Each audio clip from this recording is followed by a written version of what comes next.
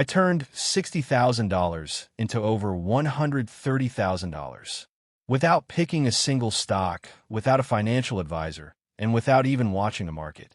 Stay right there, because by the end of this video, I'm going to show you exactly how I did it, and whether it's too late for you to do the same. It's 2014.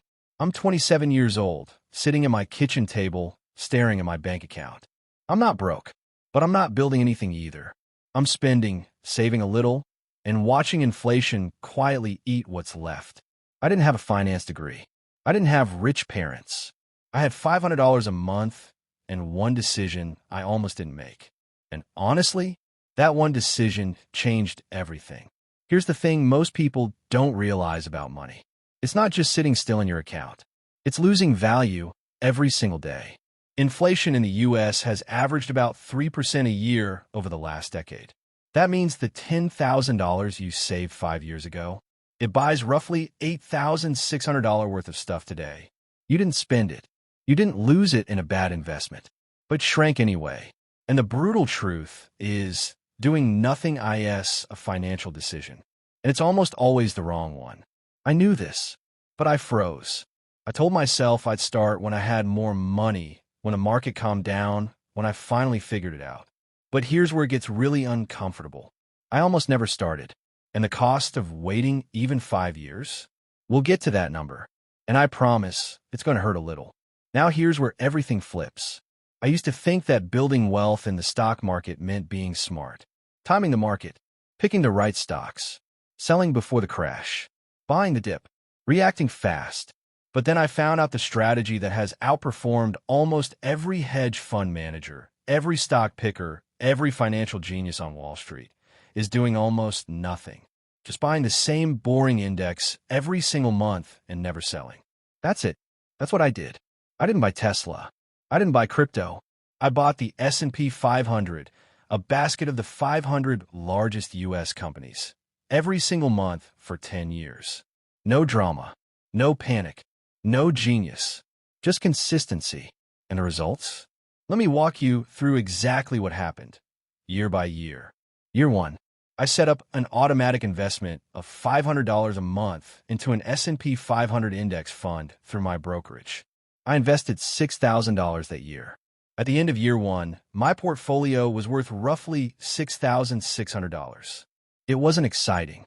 It didn't feel like anything was happening. I almost canceled the automatic transfer twice. But here's what most people miss about year 1. It's not about the money. It's about the habit. The system is being built. And systems, not motivation, are what make you rich.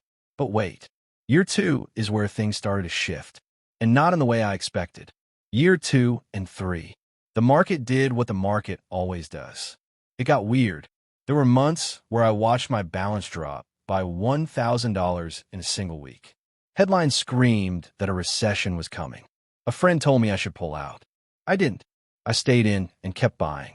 And this is the moment that separates people who build wealth from people who just talk about it. Because when you invest in a downturn, you're not losing. You're buying shares on sale. Every $500 I put in during a dip bought me more shares than it would have at the peak. The market recovered. My portfolio didn't just recover, it accelerated. By the end of year 3, I contributed $18,000 and my portfolio was worth around $22,500. Already up over $4,000 just from staying put. But the biggest mistake is still coming. And it's one almost everyone makes right around this point. Year 4 and 5. I hit the halfway mark. I contributed $30,000. My portfolio was sitting at around $38,000. And this is where I started getting itchy. I kept thinking, I should do something with this. Maybe move it into individual stocks. Maybe take some profit. And here's the data that'll make you think twice. A study by Fidelity looked at which investor accounts had the best returns over a decade. The top performers? People who forgot they had the accounts. Literally, either they'd passed away or they'd forgotten the login. Because the best investors are often the ones doing nothing. Every time you sell, you trigger taxes. Every time you switch funds, you introduce risk. Inaction, in investing, is often the most powerful action you can take. I left it alone, and that decision alone was worth thousands of dollars. Year 6 and 7. The compound effect was starting to become visible. I hadn't changed anything. Same $500 a month. Same fund. But something remarkable was happening. The gains on my gains were generating their own gains. My portfolio was growing not just from my contributions, but from itself. By year 7, I put in $42,000. My portfolio? About $68,000. That means $26,000 of my wealth was created by the market, not by me. I didn't earn that. I didn't work for it. I just didn't quit. And most people don't realize this, but the real wealth in long-term investing isn't built in year 1. It's built in years 7, 8, 9, and 10. That's when compounding shifts from a slow simmer to a full boil. Year 8 and 9. Now we're getting somewhere.